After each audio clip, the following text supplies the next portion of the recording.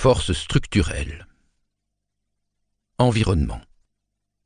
Principaux points à retenir. Au cours des 20 prochaines années, les conséquences du dérèglement climatique, températures plus élevées, hausse du niveau de la mer et phénomènes météorologiques extrêmes, auront un impact sur l'ensemble de la planète. Les coûts et les défis pèseront de manière disproportionnée sur les pays en développement. La dégradation de l'environnement aggravera les risques concernant l'alimentation, l'eau, la santé et la sécurité énergétique. L'enjeu principal sera d'atténuer les émissions de gaz à effet de serre et d'atteindre la neutralité carbone grâce aux nouvelles technologies énergétiques et aux techniques d'élimination du dioxyde de carbone, seul moyen, selon l'accord de Paris, de limiter le réchauffement à 1,5 degré Celsius. Cependant, à mesure que les températures atmosphériques se rapprocheront de cette limite de 1,5 degré Celsius, probablement dans les 20 prochaines années, les appels à la recherche en géo-ingénierie pour refroidir la planète vont se multiplier. Les débats s'intensifieront sur la manière et le rythme auquel le monde devrait atteindre la neutralité carbone. Les pays seront confrontés à des choix cornéliens sur la manière de mettre en œuvre une réduction drastique des émissions. Il en résultera une inégale répartition des responsabilités et des avantages au sein des pays ou entre eux, un renforcement de la concurrence, de l'instabilité, de la discorde politique et une fragilisation de la préparation militaire. Le changement climatique s'intensifie. Nous vivons dans un monde déjà affecté par le changement climatique causé par les concentrations croissantes de gaz à effet de serre dans l'atmosphère dues à l'activité humaine. Selon le groupe d'experts intergouvernemental sur l'évolution du climat, GIEC, la planète s'est réchauffée en moyenne de 1,1 degré Celsius depuis la fin du XIXe siècle, d'où une diminution des glaciers et des calottes glaciaires, une augmentation du niveau des mers, des tempêtes et des vagues de chaleur plus intenses et une acidification des océans. Les 10 dernières années ont été les plus chaudes jamais enregistrées et toutes les décennies depuis les années 1960 plus chaudes que les précédentes. Si la tendance actuelle se poursuit, il est probable qu'au cours des 20 prochaines années, le réchauffement de la planète dépassera 1,5 degré Celsius et atteindra 2 degrés Celsius d'ici le milieu du siècle. Selon le rapport de l'évaluation nationale du climat des États-Unis, US National Climate Assessment, les émissions déjà présentes dans l'atmosphère entraîneront des hausses de température, même si la neutralité carbone est atteinte immédiatement. Effets physiques. Si la hausse des températures se poursuit sans relâche, les effets physiques du changement climatique devraient s'intensifier, avec des conséquences catastrophiques dans la seconde moitié du siècle. Aucun pays, aucune région ne sera à l'abri des effets physiques du changement climatique et de la dégradation de l'environnement, mais l'impact sera variable. Certaines régions bénéficieront même d'avantages marginaux tels que des saisons de croissance et des périodes de végétation plus longues. De façon générale, les pays en développement seront les plus touchés, car ils n'ont pas la capacité de s'adapter au changement climatique et sont en moyenne plus exposés à ces effets. Fonte de l'Arctique et élévation du niveau de la mer. Les températures se réchauffent 3 fois plus vite que la moyenne mondiale dans l'Arctique, en grande partie à cause des boucles de rétroaction, c'est-à-dire des effets de la fonte des glaces et de la couverture neigeuse. Cela a entraîné une perte de masse des calottes glaciaires et des glaciers, ainsi qu'une réduction de l'étendue et de l'épaisseur de la banquise. À l'échelle mondiale, le niveau de la mer s'est élevé en moyenne de 20 à 23 cm depuis la fin du XIXe siècle. Ces 20 prochaines années, les estimations vont de 7 à 36 cm supplémentaires, ce qui sera source de problèmes pour les villes côtières de faible altitude et les îles. En outre, le dégel du permafrost causera des dommages aux infrastructures, notamment dans les transports, les pipelines et les centrales électriques. Des vagues de chaleur plus intenses. À l'extérieur de l'Arctique, le réchauffement le plus rapide devrait se produire dans le centre et l'est de l'Amérique du Nord, en Europe centrale, dans la région méditerranéenne, l'Europe du Sud, l'Afrique du Nord et le Proche-Orient, l'Asie occidentale et centrale et l'Afrique australe. Les tropiques, en particulier, devraient connaître des vagues de chaleur extrêmes généralisées. Conditions météorologiques extrêmes. Le réchauffement des températures est susceptible de créer des conditions atmosphériques propices à des catastrophes naturelles plus intenses et, dans certains cas, plus fréquentes, notamment des tempêtes, des ouragans, des inondations côtières, des ondes de tempête et des sécheresses. Les conditions météorologiques traditionnelles sont également en train de changer. Par exemple, les zones sèches devraient devenir plus sèches, les zones humides deviendront plus humides et les précipitations seront moins fréquentes mais plus intenses dans certaines régions. La dégradation de l'environnement. Au cours des 2 prochaines décennies, la croissance démographique, l'urbanisation rapide et la mauvaise gestion des terres et des ressources vont de plus en plus exacerber les effets du changement climatique dans de nombreux pays, notamment dans le monde en développement. Avec la croissance des villes côtières, un nombre plus important que jamais de personnes sera menacé par la combinaison des ondes de tempête et de l'élévation du niveau de la mer qui aggrave l'érosion côtière existante. Dégradation des terres. L'expansion et la gestion non durable de l'agriculture et des pratiques forestières dégradent les terres et contribuent à intensifier les effets néfastes du changement climatique. Selon une étude réalisée en 2019, la déforestation et la dégradation des sols à l'échelle mondiale contribuent chacune à environ 10% de toutes les émissions de gaz à effet de serre d'origine humaine en libérant le carbone stocké dans les arbres et les sols. Mauvaise utilisation de l'eau. La mauvaise gestion de l'eau au sein des États et entre eux restera le principal facteur de stress hydrique au cours des 2 prochaines décennies. Alors que les précipitations diminuent ou deviennent plus irrégulières, la croissance démographique, le développement économique et la persistance de pratiques agricoles et d'irrigation inefficaces vont accroître la demande.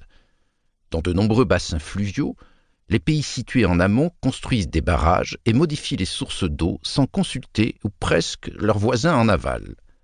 C'est le cas du barrage de la Renaissance en Éthiopie, source de tensions et conflits. La pollution. Bien que la pollution de l'air et de l'eau ait diminué dans de nombreux pays à revenus élevés depuis le pic atteint au XXe siècle, elle continue de croître à l'échelle mondiale avec l'augmentation du nombre de pays à revenus intermédiaires. Ainsi, 80% des eaux usées industrielles et municipales sont déversées sans traitement dans les cours d'eau. Comme d'autres facteurs environnementaux, la pollution atmosphérique et le changement climatique s'influencent mutuellement par le biais d'interactions complexes dans l'atmosphère. Le changement climatique entraînera une augmentation des phénomènes de stagnation, des dômes statiques d'air chaud qui peuvent piéger les polluants atmosphériques et les faire persister dans la basse atmosphère, et diminuera la qualité de l'air en multipliant la fréquence des incendies de forêt. Réduire les incertitudes climatiques. Le climat terrestre est un système extrêmement complexe et interconnecté, sensible aux moindres changements, mais, grâce au nombre croissant de données collectées, à l'augmentation de la puissance de calcul et à un système de modélisation sophistiqué, notre compréhension du changement climatique est de plus en plus forte. Plusieurs domaines de recherche tentent de réduire les incertitudes restantes. Attribution. Les scientifiques sont de plus en plus aptes à déterminer a posteriori si un événement a été causé par le changement climatique.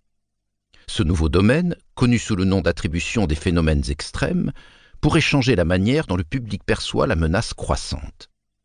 Il servira aussi de base aux pays en développement et aux communautés affectées qui souhaitent réclamer des dommages et intérêts aux pays ayant un fort taux d'émission.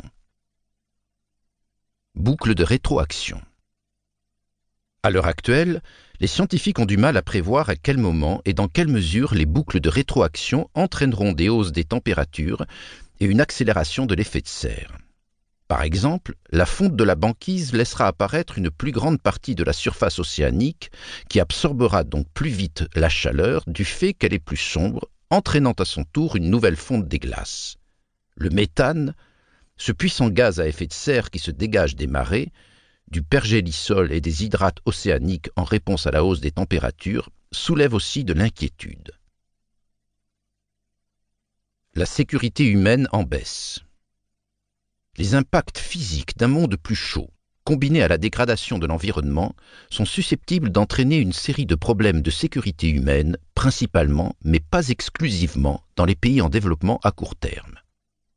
Selon une étude de 2018, 36% des villes dans le monde sont confrontées à un stress environnemental aigu dû aux sécheresses, aux inondations et aux cyclones. Le changement climatique va accentuer cette tendance. Ces défis se cumuleront dans les années à venir. Les événements météorologiques extrêmes devenant de plus en plus intenses et fréquents, les sociétés pourraient avoir des difficultés à se remettre d'une catastrophe avant que ne frappe la suivante. Aggravation de l'insécurité alimentaire et hydrique. La modification du régime des précipitations, la hausse des températures, l'augmentation des phénomènes météorologiques extrêmes et l'intrusion d'eau salée dans les sols et les systèmes hydrauliques, en raison de la montée des eaux et des ondes de tempête, risquent d'aggraver l'insécurité alimentaire et hydrique dans certains pays au cours des 2 prochaines décennies.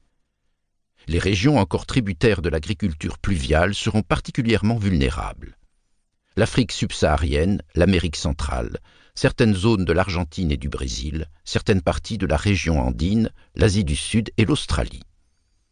En revanche, certaines régions situées à des latitudes plus élevées, comme le Canada, l'Europe du Nord et la Russie, pourraient bénéficier du réchauffement climatique grâce à l'allongement des saisons de croissance. Les pêcheries sont également menacées par une grave surpêche que le changement climatique accentuera par l'appauvrissement en oxygène, le réchauffement rapide et l'acidification des océans. Les pêcheurs doivent aller plus loin pour attraper des poissons moins nombreux et plus petits, s'aventurant potentiellement dans les eaux territoriales d'autres pays. En outre, le réchauffement des océans menace de tuer beaucoup plus de récifs coralliens. Ils sont déjà diminués de 30 à 50%. Avec un réchauffement de 1,5 degré Celsius, ils pourraient diminuer de 70 à 90%, ce qui menacerait encore plus les industries de la pêche et du tourisme. Menace pour la santé humaine. La dégradation de la qualité de l'eau, de l'air et des aliments, ainsi que l'évolution des vecteurs de maladies et des agents pathogènes transmis par l'eau, sont autant de menaces pour la vie humaine. Les taux de mortalité dus à la pollution varient considérablement à travers le monde. Ils sont généralement plus élevés dans les pays à revenus intermédiaires d'Asie de l'Est et du Sud.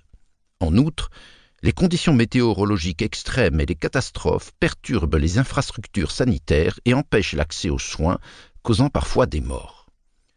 Le changement climatique devrait modifier les différentes zones géographiques et, dans certains cas, la fréquence des épidémies de maladies affectant les humains, les animaux et les plantes, notamment celles transmises par des vecteurs, virus du Nil occidental, paludisme, dengue, par l'eau, choléra, par l'air, grippe, hantavirus, et par les aliments, salmonelle. Perte de la biodiversité. La variabilité de tous les organismes vivants, connus sous le nom de biodiversité, diminue plus rapidement qu'à n'importe quel moment de l'histoire de l'humanité, ce qui met en péril la sécurité alimentaire, sanitaire et compromet la résilience mondiale. Le réchauffement des températures est susceptible d'entraîner l'extinction de plantes et d'animaux qui ne peuvent ni survivre dans leurs habitats traditionnels, ni se déplacer rapidement vers de nouveaux lieux.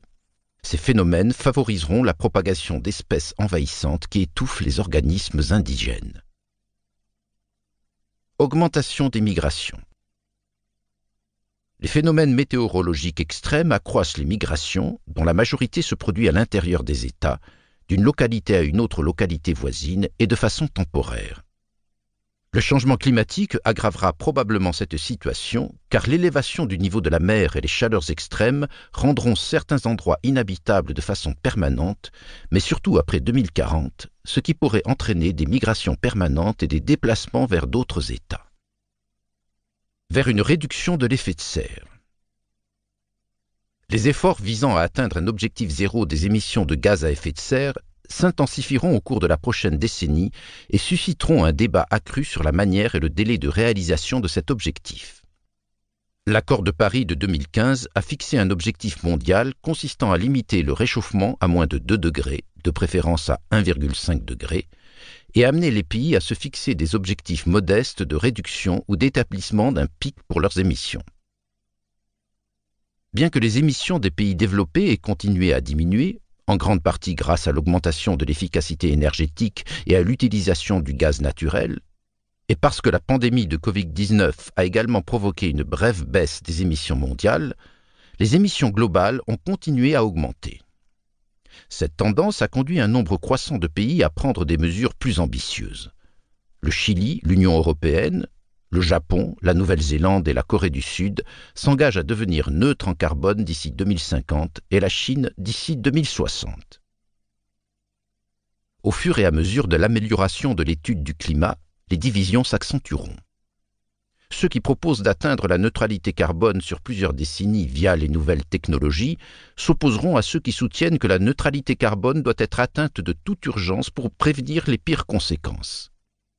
Les gouvernements cherchent à temporiser en développant d'un côté des technologies pour atténuer les émissions de gaz à effet de serre et en stimulant de l'autre leur croissance économique. Ils postulent ainsi que les pires effets du changement climatique pourront être évités grâce à une approche progressive. Les partisans d'une action plus rapide affirment que la fenêtre pour éviter les effets cataclysmiques se referme et que des changements de comportement plus spectaculaires et immédiats sont nécessaires. Limiter l'augmentation de la température mondiale à 1,5 degré nécessitera des changements sans précédent dans la consommation et la production d'énergie. Le défi étant de permettre aux pays en développement d'améliorer leur économie sans pour autant compenser les réductions de carbone des pays développés. La transition énergétique en cours. Un aspect essentiel du débat mondial et de la capacité à amortir le dérèglement climatique est la vitesse de la transition des combustibles fossiles vers les énergies renouvelables. Même si les combustibles fossiles continueront à répondre à la majorité des besoins énergétiques au cours des 20 prochaines années, il est presque certain que l'énergie éolienne et solaire connaîtra une croissance plus rapide que toute autre source d'énergie en raison des progrès technologiques et de la baisse des coûts. De plus, la production d'énergie nucléaire pourrait augmenter, surtout si de nouveaux modèles plus sûrs voient le jour. L'accroissement des rendements énergétiques réduira probablement aussi le taux de croissance de la demande d'énergie et l'intensité de carbone par unité d'énergie utilisée.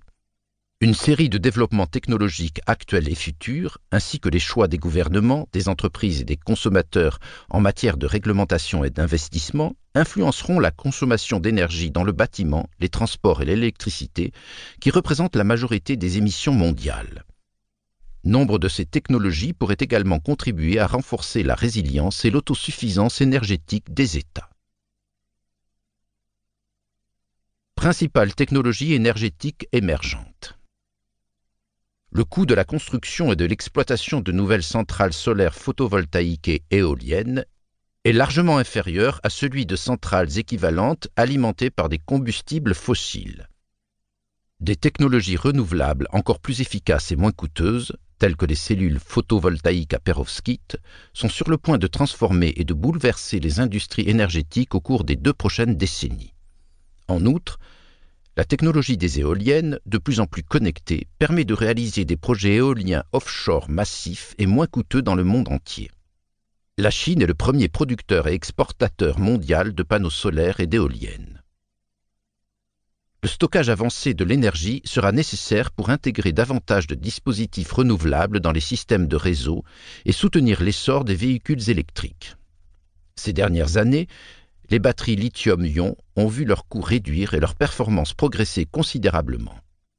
Les investissements dans des alternatives potentiellement plus sûres, moins chères, plus puissantes et de plus longue durée augmentent également. À l'avenir, il est probable que le stockage avancé de l'énergie permette le développement de réseaux électriques décentralisés et autonomes qui intègrent des batteries, des sources d'énergie renouvelables et des véhicules électriques sans avoir besoin d'être alimentés par des combustibles fossiles. L'hydrogène vert, produit par électrolyse et sans générer de déchets, jouera un rôle plus important dans le stockage de l'énergie solaire et éolienne excédentaire et contribuera à la décarbonisation du chauffage, de l'industrie et des transports lourds. L'industrie n'en est qu'à ses débuts, mais les coûts devraient baisser car les pays disposant de sources d'énergie renouvelables bon marché s'y intéressent particulièrement, comme le Chili. Plusieurs entreprises développent de petits réacteurs nucléaires modulaires, SMR, dont la taille représente environ 1/3 de celle des réacteurs nucléaires traditionnels. Ces réacteurs pourraient être adoptés par les pays traditionnellement opposés au projet nucléaire car ils sont plus petits et plus sûrs. Les SMR permettront de produire de l'électricité dans des zones reculées comme en Afrique, ce qui pourrait aider les pays en développement à équiper leur population en électricité sans augmenter les émissions. En outre, les SMR, lorsqu'ils sont combinés à l'énergie solaire et éolienne, pourraient contribuer à résoudre le problème de l'intermittence. Efforts accrus pour éliminer le dioxyde de carbone.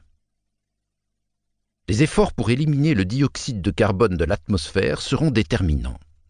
Le groupe d'experts intergouvernemental sur l'évolution du climat estime qu'il est presque certain que la seule atténuation des émissions ne suffira pas à limiter le réchauffement à 1,5 degré. D'où l'importance de développer des technologies permettant d'éliminer le dioxyde de carbone de l'atmosphère pour l'utiliser ou pour le stocker dans le sous-sol.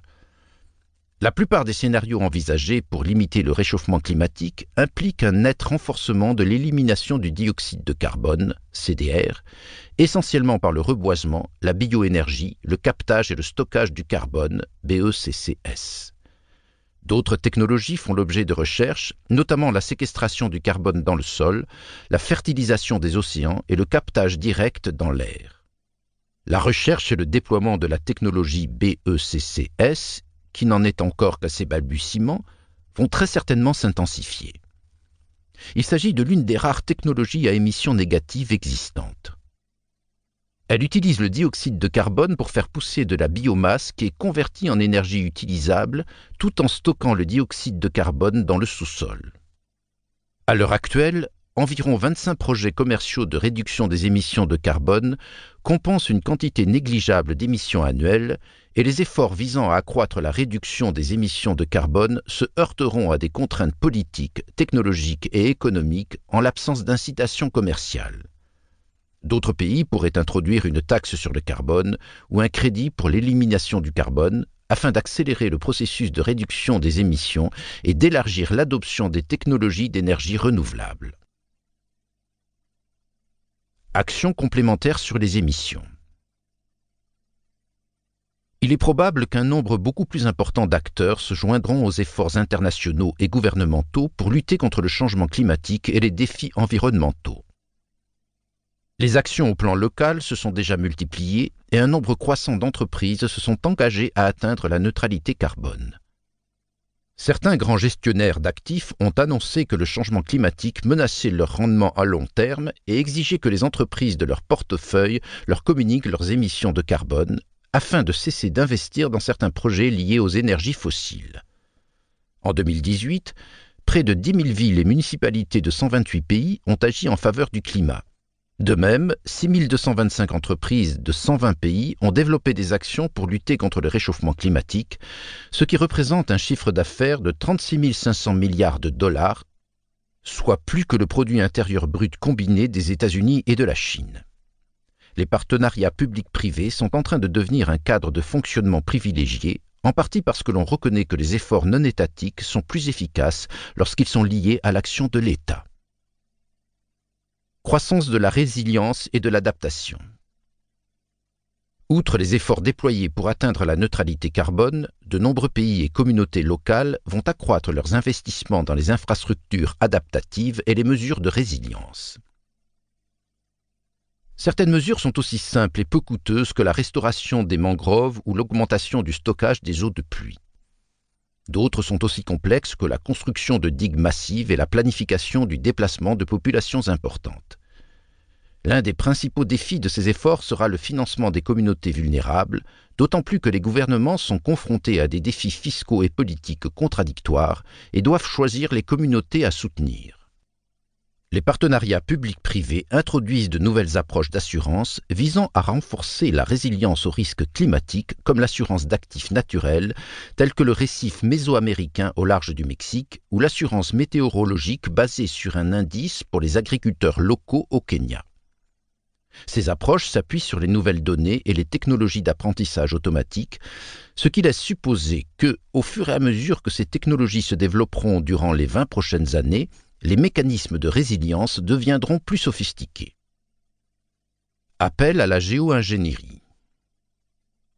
À mesure que le réchauffement se rapproche des objectifs de l'accord de Paris, Il est de plus en plus probable que les États et les acteurs non étatiques vont rechercher, tester et éventuellement déployer de manière plus agressive des mesures de géo-ingénierie, des interventions délibérées à grande échelle dans les systèmes naturels de la planète pour tenter de contrer le changement climatique. La recherche actuelle est largement axée sur la gestion du rayonnement solaire, SRM, qui vise à refroidir la planète en renvoyant l'énergie solaire dans l'espace. L'injection d'aérosols stratosphériques, SAI, une forme de SRM qui pulvérise des particules dans la stratosphère pour provoquer un assombrissement de la planète, a attiré les financements de ceux qui craignent le pire du changement climatique. Ces partisans affirment que la transformation énergétique nécessaire se fera trop lentement et que l'injection d'aérosols stratosphériques peut faire gagner du temps à la planète car elle est technologiquement réalisable et moins coûteuse que les mesures d'atténuation. La recherche actuelle porte presque exclusivement sur des modèles informatiques, les universités, les organisations non gouvernementales et les entreprises privées jouant un rôle de premier plan. Cependant, les pays seront de plus en plus sollicités pour entamer le dialogue et éventuellement prendre l'initiative d'élaborer des accords internationaux qui pourraient aider à fixer des normes de recherche, à garantir la transparence des essais en conditions réelles, à déterminer le cadre juridique permettant de savoir si, comment et quand déployer les technologies SRM et en surveiller les effets. Les effets secondaires involontaires, qui pourraient être catastrophiques, ne sont pas bien compris. Aussi, certains scientifiques craignent que la gestion du rayonnement solaire, tout en maintenant les températures à un niveau bas, n'entraîne des changements inattendus et dévastateurs dans les systèmes météorologiques et les régimes de précipitation. Les pays et les acteurs non étatiques qui s'en serviraient seuls aiguiseraient le risque de conflits et de répercussions, notamment si d'autres acteurs les accusent d'un désastre qu'ils pensent causé par la géo-ingénierie. Des implications et des perturbations générales. Outre les effets physiques directs du changement climatique, les États et les sociétés risquent d'être mis à rude épreuve par des choix et des compromis difficiles, étant donné la difficulté et le coût des réductions drastiques des émissions carbone et des mesures d'adaptation. Le fardeau de ces étapes ne sera pas réparti uniformément au sein ou entre les États. En outre, les bénéfices à long terme des politiques de réduction des gaz à effet de serre vont à l'encontre des motivations politiques, ce qui rend difficile la prise d'engagement controversée. Les conséquences de deuxième et troisième ordre liées au changement climatique affecteront la sécurité humaine et nationale de plusieurs manières. Susciter des clivages sociétaux et des mouvements politiques. Les préoccupations relatives au changement climatique se sont accrues dans le monde entier et des centaines de milliers de manifestants, principalement des jeunes, ont défilé dans les rues pour réclamer un changement plus rapide. Les réponses politiques visant à atténuer le changement climatique ou à s'y adapter contribuent également à l'instabilité politique, en particulier lorsqu'elles sont liées à des intérêts sociopolitiques plus larges, comme les protestations françaises contre les hausses de prix du carburant en 2018.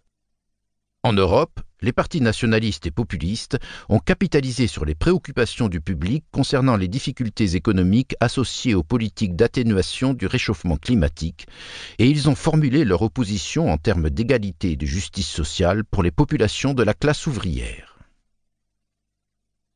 Une pression accrue pour une action mondiale. Au fur et à mesure que le réchauffement se poursuit, les débats et les tensions entre les pays sur la transparence, les réductions d'émissions carbone et la responsabilité vont s'intensifier. Les pays en développement qui veulent développer leur croissance économique et augmenteront leurs émissions exigeront avec plus de force que les pays développés leur fournissent des technologies énergétiques avancées pour faire passer leur système énergétique à un modèle à faible émission de carbone. En outre, les pays en développement exigeront de plus en plus que les pays développés respectent leurs engagements en matière de financement pour aider les populations vulnérables à s'adapter. Les organismes de financement internationaux, tels que le Fonds vert pour le climat, FVC, qui a approuvé des projets d'adaptation d'une valeur de 4 milliards de dollars, seront davantage sollicités. Accroître la concurrence. Le changement climatique et la dégradation de l'environnement contribueront à un système géopolitique plus contesté et en seront le reflet.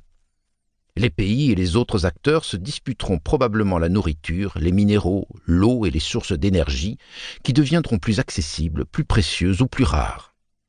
Le recul de la banquise arctique ouvre de nouvelles routes maritimes et de nouvelles possibilités d'accès à des ressources précieuses, notamment des gisements de gaz naturel et de pétrole, des métaux rares et des stocks de poissons. La Russie construit davantage de brise-glace pour patrouiller sur son littoral septentrional et prendre le leadership en Arctique. Même des États non côtiers, comme la Chine et l'Inde, cherchent à tirer parti de ces routes commerciales plus directes et des ressources de l'Arctique. En outre, la Chine tente de rehausser son image internationale en se présentant comme chef de file de la diplomatie climatique, alors qu'elle est la première productrice d'émissions carbone au monde. Contribuer à l'instabilité et au risque de conflit. Le changement climatique est rarement le seul ou même le principal facteur d'instabilité et de conflit. Cependant, certains contextes sociopolitiques et économiques sont plus vulnérables aux étincelles climatiques qui déclenchent à leur tour des conflits. Les pays particulièrement concernés sont ceux qui présentent une polarisation ethnique ou religieuse, une trop forte dépendance aux ressources naturelles ou à l'agriculture, des mécanismes de résolution de conflits inefficaces, des antécédents de violence et une faible capacité à s'adapter. Par exemple, une augmentation de la sécheresse ou des conditions climatiques extrêmes peuvent augmenter les risques d'adhésion à des groupes armés pour les agriculteurs et les éleveurs en difficulté, tandis que les élites religieuses peuvent faire avancer leurs objectifs politiques en exploitant les griefs locaux exacerbés par le changement climatique. Perturbation de l'état de préparation militaire. Les armées continueront à s'adapter et à combattre dans un monde en mutation, mais les changements climatiques fragiliseront l'état de préparation et aggraveront les pressions budgétaires de nombreuses armées. Les ondes de tempête et l'élévation du niveau de la mer obligeront à modifier la conception et la protection des bases navales et des pistes d'atterrissage. Les chaleurs extrêmes prolongées limiteront les jours d'entraînement et les tempêtes et inondations majeures obligeront les armées à consacrer davantage de ressources au secours en cas de catastrophe sur le territoire national et à l'étranger. Accroître la pression sur des systèmes internationaux sous tension. Le droit international actuel et les organes de coopération sont de plus en plus inadaptés aux défis climatiques mondiaux. Par exemple, le droit international des réfugiés ne tient pas compte des personnes déplacées par les effets du changement climatique. De nombreuses organisations existantes, conçues pour aider à gérer les ressources partagées, comme le Conseil de l'Arctique ou l'Initiative du bassin du Nil, risquent d'être dépassées ou mises sur la touche, étant donné leur nature bénévole et le manque de mécanismes d'application. En outre, les efforts visant à élaborer des normes ou des réglementations internationales pour les activités à haut risque comme la SRM sont en retard sur la technologie, ce qui accroît la possibilité que des pays ou des individus prennent des mesures unilatérales aux conséquences lourdes. Transition énergétique, géopolitique et économie. La transition vers l'abandon des combustibles fossiles peut remodeler de manière significative la géopolitique et l'économie en fonction de sa vitesse et de sa structure. Les pétro-États, qui représentent actuellement 8% du PIB mondial et près de 900 millions d'habitants, seraient confrontés à d'importantes pertes de revenus dans un scénario de décarbonisation agressive. Ceux qui peuvent extraire le pétrole plus efficacement et à moindre coût ou diversifier leurs économies résisteront mieux à la transition. En outre, cette transition diminuera la capacité des pays à utiliser l'énergie comme outil de coercition ou d'action politique, car les systèmes énergétiques seront plus décentralisés. Les pays vont voir leur influence s'affaiblir sur les marchés de l'énergie, car le pétrole et les énergies renouvelables fonctionnent différemment. Le pétrole est une ressource extraite qui fait l'objet d'un commerce, tandis que les énergies renouvelables sont exploitées par la construction d'infrastructures nationales. En conséquence, il sera plus difficile pour un pays de nuire à l'approvisionnement énergétique des autres. Par exemple, la domination chinoise sur le marché des équipements d'énergie propre ne permet pas à Pékin de menacer les approvisionnements énergétiques mondiaux, comme le faisait autrefois le contrôle des marchés pétroliers par l'Organisation des pays exportateurs de pétrole, OPEP. Cependant, le passage aux énergies renouvelables va accroître la concurrence autour de certains minéraux, notamment le cobalt et le lithium pour les batteries, et les terres rares pour les aimants des moteurs et générateurs électriques. Dans leur course au développement de nouvelles technologies d'énergie renouvelable, les acteurs se concentrent sur les pays qui fournissent ces minéraux, comme la République démocratique du Congo et la Bolivie.